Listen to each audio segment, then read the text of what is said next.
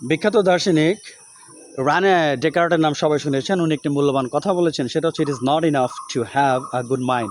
শুধু ভালো মন থাকলে হবে না, the main thing is to use it well. অর্থাৎ সেটাকে ভালো করে ব্যবহার করতে হবে। আপনার আমার মন যদি ভালো থাকে, আমরা যদি মানুষকে ভালোবাসি, আমরা যদি হিংসা না করি, আমরা যদি অহংকার না করি, আমাদের মেন্টালিটি যদি পজিটিভ মাইন্ডের হয়, তাহলে ভালো কথা। বাট এটা থাকলে হবে না, এটাকে ইউজ করতে হবে। তার মানে প্র্যাকটিক্যাল লাইফে, আমাদের পার্সোনাল লাইফে আমরা এটাকে ব্যবহার করব। আমরা যেগুলোকে জানি ভালো, সেটাকে ব্যবহার করতে হবে।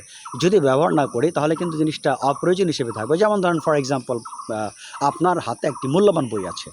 এখন এই বইয়ের সব কিছু আপনি জানেন। বইয়ের মধ্যে খুব ভালো ভালো মূল্যবান বাণী আছে, খুব ভালো ভালো মোটিভেশনাল স্পিচ আছে, বইতে অনেক সুন্দর সুন্দর কন্টেন্ট আছে। বাট আপনি এটা জানেন, জানা পর্যন্ত কিন্তু সীমাবদ্ধ রাখা যাবে না। এইটিকে আপনি যতক্ষণ না পর্যন্ত আপনার পার্সোনাল লাইফ, আপনার সোশ্যাল লাইফ, আপনার ফ্যামিলি লাইফ, আপনি এটাকে যখন ইউজ না করবেন, যতক্ষণ না পর্যন্ত আপনি ইউজ করবেন, ততক্ষণ পর্যন্ত কিন্তু এটা কোনো উপকার আসবে না। এই জন্য ভালো মন থাকলে শুধু হবে না, সেটাকে প্রয়োগ করতে হবে। আশা করি মোটিভেশনাল স্পিচটি বুঝতে পেরেছেন।